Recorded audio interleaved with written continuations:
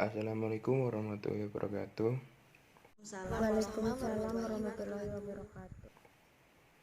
Perkenalkan, nama saya Sukma Jati selaku moderator.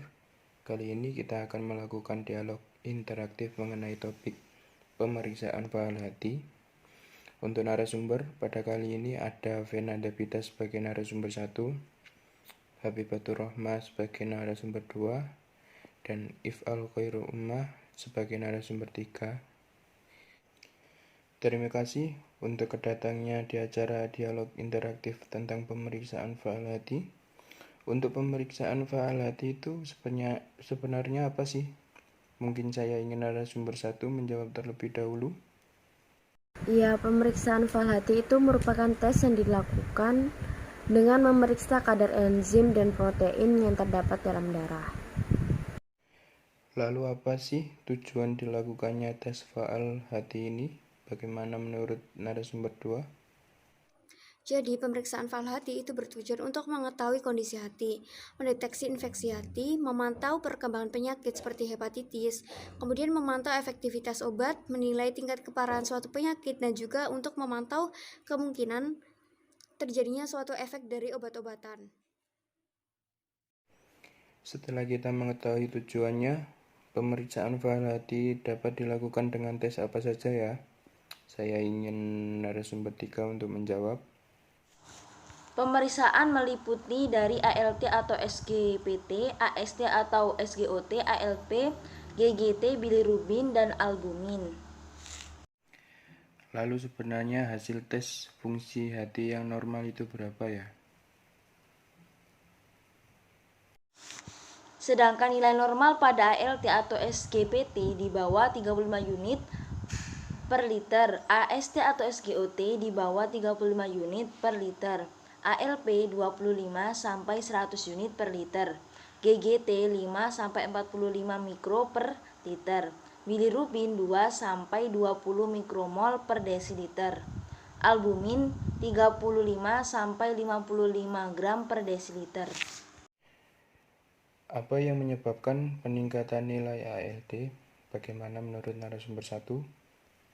Untuk peningkatan kadar ALT dapat terjadi pada penyakit hepatoseluler, sirotis aktif, obstruksi biliar hepatitis, obesitas, reklamasi berat, dan juga penggunaan obat-obatan.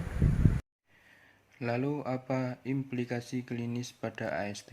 Bagaimana menurut narasumber 2? Untuk implikasi klinisnya itu dapat berupa peningkatan maupun penurunan kadar AST. Peningkatan kadar AST itu bisa terjadi pada pasien penyakit hati, pankreatitis akut, trauma, anemia, hemolitik akut.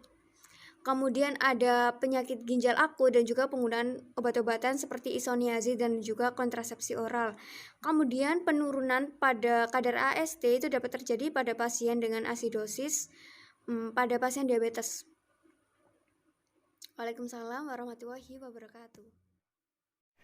Lalu apakah obat-obatan yang dapat meningkatkan serum transaminase dapat menjadi implikasi dari AST? Apa saja contoh-contohnya? Bagaimana menurut narasumber ketiga? Iya, obat-obatan yang dapat meningkatkan serum transmirase seperti acetaminophen, CO-amoxiclav, HMG CoA, reduktase inhibitor, obat TB, NSAID, dan antikonvulsan seperti phenytoin. Lalu bagaimana cara menurunkan nilai ALT dan AST menurut narasumber pertama? Untuk cara menurunkannya dengan cara menghindari makan makanan yang berlemak, beralkohol, makanan yang terlalu tinggi gula, dan membatasi penggunaan obat-obat tertentu tanpa resep dari dokter serta rutin berolahraga. Terima kasih untuk jawaban dari narasumber 1, narasumber 2, dan narasumber 3. Jadi, kesimpulannya bahwa pemeriksaan faal hati berfungsi untuk mengetahui kondisi organ pada hati, keefektifan maupun efek samping suatu obat. Pemeriksaannya dilihat dari nilai ALT, AST, GTT, ALP, bilirubin, dan albumin. Peningkatan nilai ALT dan AST dapat terjadi oleh penyakit tertentu dan obat-obatan tertentu. Baik, saya akhiri dialog interaktif pada kali ini. Assalamualaikum warahmatullahi wabarakatuh.